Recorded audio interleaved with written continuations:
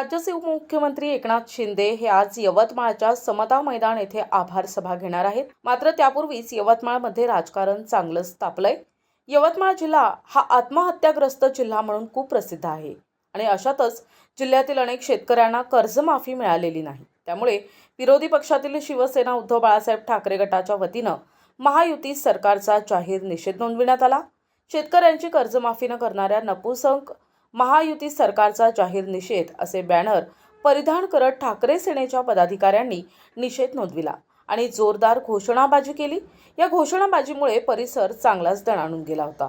सोबतच लाडक्या बहिणीला 2100 रुपये देऊन सांगितलं होतं, परंतु अजूनपर्यंत या सरकारनं शेतकऱ्याची कर्जमाफी केलेली नाही आणि त्याचा निषेध म्हणून आम्ही सगळेजण आज शिवसेना उद्धव बाळासाहेब ठाकरे या पक्षाचे सगळे पदाधिकारी या सरकारचा जाहीर निषेध करण्यासाठी आम्ही इथं थांबलेलो आहोत। आमचे मुख्यमंत्री असताना आदरणीय उद्धवजी ठाकरे साहेबांनी एका शब्दात या महाराष्ट्र राज्याच्या सर्व शेतकऱ्याची माफी केली होती आणि त्याच धर्तीवर आज या महायुती सरकारनं शेतकऱ्याची कर्जमाफी करावं। जर ती केली नाही तर आगामी काळात शिवसेना उद्धव बाळासाहेब ठाकरे याच्यापेक्षा उग्र आंदोलन संपूर्ण महाराष्ट्रात केल्याशिवाय राहणार नाही। प्रतिनिधी कलीम खान, NTV न्यूज मराठी, यवतमाळ।